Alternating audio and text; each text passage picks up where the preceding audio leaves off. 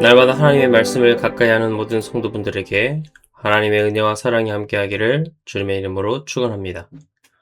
오늘 우리에게 주시는 하나님의 말씀은 고린도전서 3장 10절에서 15절까지의 말씀입니다.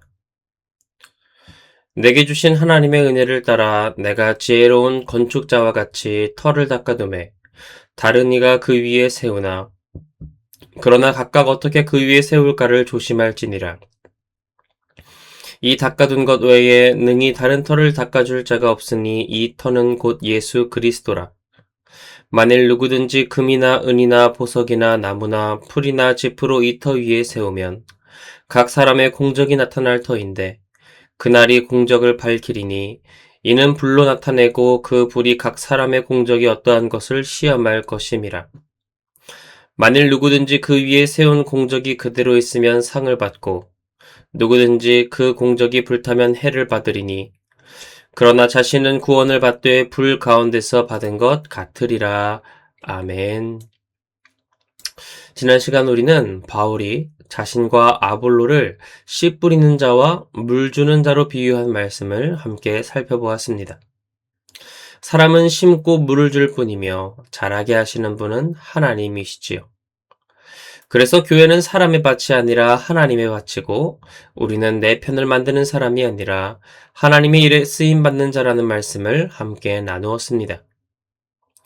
오늘 본문에서 바울은 그 흐름을 이어가며 새로운 비유를 보여주는데요. 농사의 비유에서 건축의 비유로 넘어갑니다. 그렇다면 건축에 있어서 가장 중요한 것은 무엇일까요? 바로 어떤 터 위에 건축을 하느냐입니다. 견고한 반석 위에 터를 세우느냐 아니면 모래사장 위에 터를 잡고 건물을 세우느냐에 따라 쉽게 무너질 수도 있고 굳건히 서 있을 수도 있는 것이지요. 그렇다면 바울은 오늘 교회가 어떤 터 위에 세워져야 한다고 말할까요? 오늘 본문 10절 말씀입니다. 내게 주신 하나님의 은혜를 따라 내가 지혜로운 건축자와 같이 터를 닦아두매 다른 이가 그 위에 세우나 그러나 각각 어떻게 그 위에 세울까를 조심할지니라. 바울은 자신을 지혜로운 건축자라고 말합니다. 여기서 건축자는 단순히 벽돌을 쌓아 올리는 사람이라기보다 건축의 기초를 놓고 그 위에 건물이 세워지도록 이끄는 사람을 말하지요. 바울은 고린도에 처음 복음을 전했습니다. 고린도 교회의 기초를 놓은 사람인데요. 앞의 비유로 말하면 바울은 씨를 뿌린 사람이었고 오늘 본문의 비유로 말하면 터를 닦아둔 사람이 되는 것이지요. 그런데 바울은 자신이 한 일을 말하면서도 그 일을 결코 자신의 공로로 자랑하지 않고 있습니다. 10절의 시작을 보면 이렇게 말하지요. 내게 주신 하나님의 은혜를 따라. 바울은 자신이 고린도 교회에 복음을 전하고 그 교회의 기초를 놓은 일이 자기 능력이나 자기 지혜에서 나온 것이 아니라고 고백합니다. 하나님의 은혜를 따라 한 일이라는 것이지요. 이 부분에서 바울의 사역 이해가 참 건강합니다. 바울은 자신이 한 일을 부정하지 않습니다. 나는 아무것도 하지 않았다고 무턱대고로 겸손하게 말하지 않지요.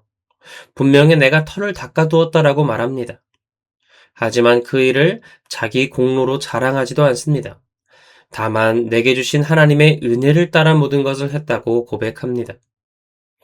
신앙생활을 하다 보면 우리는 자주 흔들립니다. 하나는 내가 한 일을 너무 크게 여기는 것이지요. 모두 다 내가 했다고 생각합니다. 내가 세웠다고 인정받기를 원합니다. 내가 수고했으니 내 뜻도 어느 정도 반영되어야 한다고 느끼는 것이지요. 반대로 하나님이 하신다는 이유로 내 책임을 너무 가볍게 여기는 경우도 있습니다. 하나님이 다 하시니까 나는 헌신하지 않고 그냥 가만히 있어도 되겠지. 아무것도 하지 않으면서 하나님이 하시겠지 하고 넘길 때가 있는 것이지요. 그러나 바울은 이 사이에서 균형 있게 이야기합니다. 나는 최선을 다해 터를 닦았지만 그 모든 것이 하나님의 은혜였습니다. 라고 고백합니다. 우리도 교회를 섬길 때 이 마음이 필요합니다.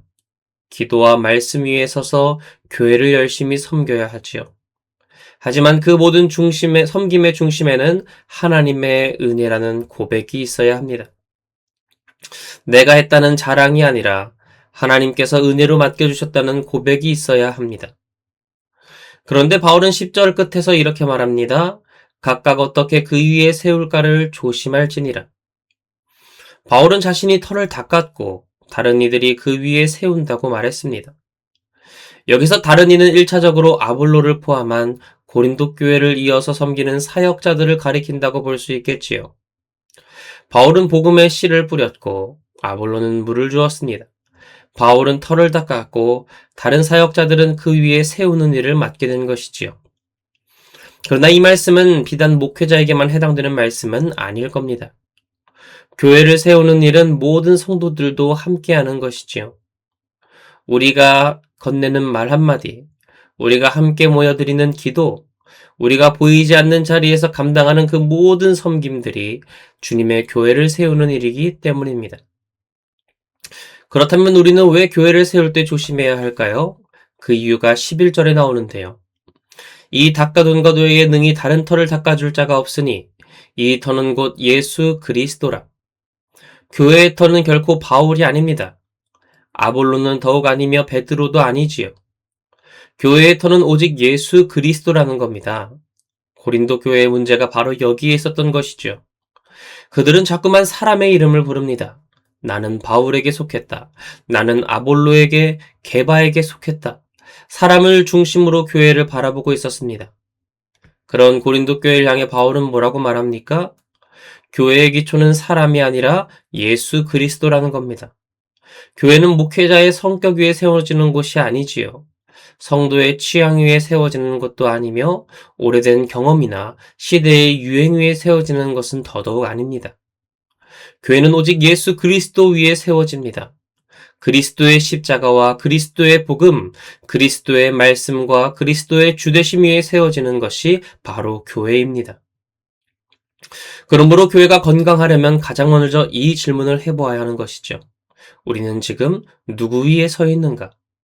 나의 감정 위에, 사람 위에, 나의 주장 위에 서 있는가? 아니면 예수 그리스도 위에 서 있는가? 우리는 날마다 질문해 보아야 합니다. 아무리 많은 일을 한다고 할지라도 그 가운데 그리스도가 중심이 아니면 그 수고는 결국 사람의 일이 되고 마는 것이지요. 분주하게 아무리 움직여도 터가 흔들린다면 그 위에 세워지는 건 역시 오래 견디기 힘든 법입니다. 그래서 교회를 세우는 모든 일은 다시 그리스도께로 돌아가는 겁니다.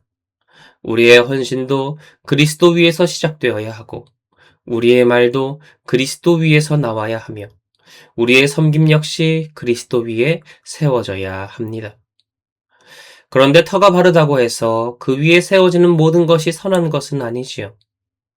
교회의 기초가 되시며 터가 되시는 예수 그리스도는 완전하십니다. 문제는 그 위에 우리가 무엇을 올리고 있느냐는 것이지요. 그래서 바울은 이제 건축의 재료를 가지고 이야기합니다. 12절 말씀입니다. 만일 누구든지 금이나 은이나 보석이나 나무나 풀이나 짚으로 이 터 위에 세우면 바울은 예수 그리스도라는 터 위에 두 종류의 재료가 올라갈 수 있다고 말합니다. 한 종류는 금, 은, 보석이고 다른 한 종류는 나무, 풀, 짚입니다. 이 둘의 차이가 무엇일까요? 금과 은과 보석은 참으로 귀합니다. 왜냐하면 쉽게 사라지지 않기 때문이지요. 불이 아무리 지나간다고 할지라도 그대로 남아있습니다. 그러나 나무와 풀과 짚은 다릅니다. 가볍고 쉽게 구할 수 있고 또한 우리가 원하는 모양을 빨리 만들어낼 수 있습니다. 하지만 불이 다가오면 쉽게 다 없어지고 맙니다. 바울이 여기서 말하는 것은 비싼 재료와 싼 재료의 차이가 아닙니다. 얼마나 크게 지었느냐, 화려하게 지었느냐, 사람 눈에 얼마나 보기 좋게 지었느냐를 묻는 것은 더더욱 아니지요. 여기서 바울의 관심은 무엇입니까? 바로 재료입니다. 우리가 어떤 재료를 가지고 그리스도의 몸된 교회를 세워나가야 하는 것이지요. 금과 은과 보석은 그리스도의 복음 위에 세워지는 참된 진리를 뜻합니다. 그것은 하나님의 지혜이고 믿음과 사랑과 거룩과 충성의 헌신입니다. 반대로 나무와 풀과 짚은 세상의 지혜이며 사람의 자랑이고 자기 중심적인 열심입니다. 겉으로는 그럴듯해 보여도 복음의 본질에서 벗어난 것들을 가리킵니다. 고린도 교회의 문제가 무엇이었습니까? 그들은 십자가의 복음보다 사람의 지혜를 더 좋아했습니다. 하나님의 은혜보다 말 잘하는 사람, 인기가 많은 사람, 자기 마음에 드는 사역자를 붙들었지요. 겉으로는 신앙적인 열심처럼 보였을지 모릅니다. 하지만 그 속에는 세상의 방식이 들어와 있었던 겁니다. 비교하고, 자랑하며, 편을 나누고, 서로를 판단합니다. 이런 것들은 교회를 세우는 것처럼 보이지만 사실은 나무와 풀같이 프로 쌓아 올리는 것이지요. 겉으로는 금방 모양이 나올 수 있습니다. 사람의 인정도 받을 수 있고 내 뜻이 이루어지는 것처럼 느껴질 수도 있지만 하나님의 불 앞에서는 그 모든 것들이 결코 견디지 못하고 다 없어지고 맙니다. 요즘 우리 교회가 새 예배당 건축을 앞두고 있을 때에 우리는 이 말씀을 더욱 깊이 새겨야 하겠지요. 왜냐하면 교회를 세우는 데 있어서 규모와 크기만을 생각할 수 있지만 더 중요한 것은 바로 우리가 어떤 재료를 가지고 어떤 터 위에서 무엇을 세우는가입니다. 우리가 교회를 어떤 마음으로 세우고 있는가, 어떤 진리 위에서 세우고 있는가, 누구의 영광을 위해 세우고 있는가, 이것이 규모와 속도보다 더 중요하다는 겁니다. 사람의 욕심은 빨리 건물을 세울 수 있습니다. 세상의 방식은 당장 더 효율적으로 보일 수 있겠지요. 하지만 마지막까지 남는 것은 우리가 예수 그리스도라는 그 터 위에 세웠을 때입니다. 세상의 지혜를 내려놓고 하나님께서 주시는 지혜와 세상의 방식을 버리고 하나님이 보여주시는 길로 행하는 믿음, 하나님의 진리 위에 굳건히 서 나갈 때에 하나님의 말씀 안에서 이 교회를 세워나갈 때에만이 하나님의 불 앞에서 결코 타지 않고 온전히 굳건히 서 있을 수 있는 겁니다. 이 모든 것들이 금과 은과 보석처럼 남아있게 되는 것이지요. 이어지는 13절 말씀입니다. 각 사람의 공적이 나타날 터인데 그날이 공적을 밝히리니 이는 불로 나타내고 그 불이 각 사람의 공적이 어떠한 것을 시험할 것임이라. 바울은 여기서 그날을 말합니다.